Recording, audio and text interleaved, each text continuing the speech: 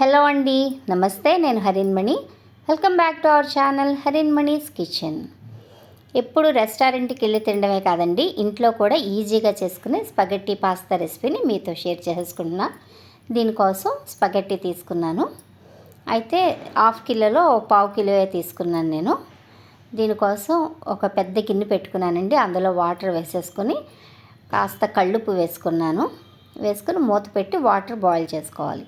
ఎందుకంటే ఈ స్పగెట్టీని ఉడికించుకోవడానికి నీళ్లు బాగా మరుగుతుండగా ఈ స్పగెట్టీని వేసేసుకోవాలి. ఈ స్పగెట్టీ కాస్త పొడవుగా ఉంటుంది కదా, గిన్నె అయితే మాత్రం సరిపోదండి. కానీ నెమ్మదిగా వాటర్లో వేసిన తర్వాత స్పగెట్టీ ఉడుకుతుంది కదా, అందుకరించని నెమ్మదిగా లోపలికి దిగిపోతుంది. ఈవెన్గా గిన్నెకి సరిపోయేలాగా వచ్చేసింది. ఓకేనండి. ఇప్పుడు దీన్ని మూత పెట్టి మరి కాసేపు ఉడికించుకుంటున్నాం.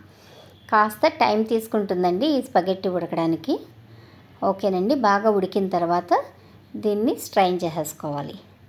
ఈ స్పగెట్టీని వాటర్ అంతా తీసిన తర్వాత చల్లటి నీళ్ళతో పైనుంచి వేసి బాగా కలుపుకోవాలి. అప్పుడు దాంట్లో ఉన్న స్టిక్కినెస్ అంతా పోతుందనమాట. ఓకేనండి. ఇప్పుడు మరో ప్యాన్ తీసుకుని అందులో బటర్ వేసుకున్నాను నేను.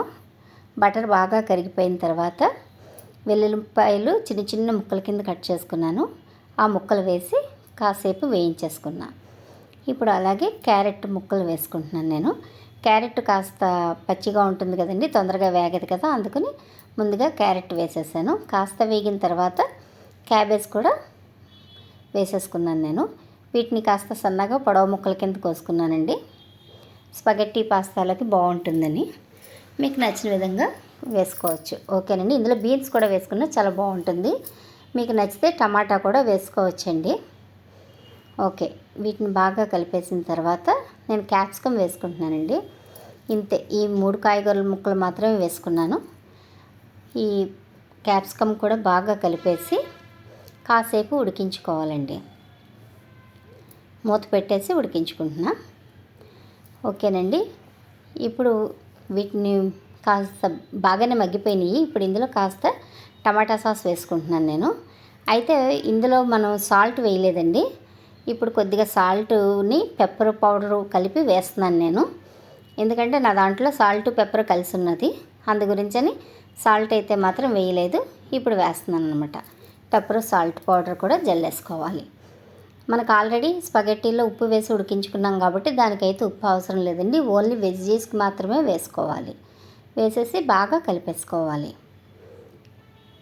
బాగా కలిసిపోయిన తర్వాత ఇప్పుడు ఇందులో ఈ ముందుగా ఉడికించుకున్న స్పగెట్టీని వేసేసుకుంటున్నానండి. వేసేసి బాగా కలిపేసుకోవాలి. కాస్త కలపడం మాత్రం కష్టం అవుతుందండి, ఎందుకంటే బాగా పొడవుగా ఉంటాయి కదా. నూడిల్స్ అయితే విరిగిపోతాయి కానండి, ఈ స్పగెట్టీ అయితే మాత్రం విరగవు, చక్కగా పొడవుగానే ఉంటాయి. మనం ఏమైనా కట్ చేస్తే కట్ అవుతాయేమో కానీ. ఓకే. ఇప్పుడు ఇందులోకి కొద్దిగా సోయా సాస్ కూడా వేసేసుకుంటున్నాను నేను. ఒక 4 టేబుల్ స్పూన్స్ వరకు సోయా సాస్ వేసుకున్నానండి. వేసేసి బాగా కలిపేశాను. ఇంతేనండి. ఎంతో టేస్టీగా ఉండే స్పగెట్టి పాస్తా రెడీ అయిపోయింది. ఈ రెసిపీ మీకు నచ్చినట్లయితే మీరు కూడా మీ ఇంట్లో ట్రై చేసి ఎలా ఉందో కామెంట్ చేయండి. నచ్చితే లైక్ చేయండి. అలాగే నా వీడియోని షేర్ చేయండి. మరిన్ని రుచికరమైన వంటల కోసం నా ఛానల్ సబ్స్క్రైబ్ చేసుకుని నోటిఫికేషన్స్ ఆన్ ఉంచుకోండి. Thank you for watching.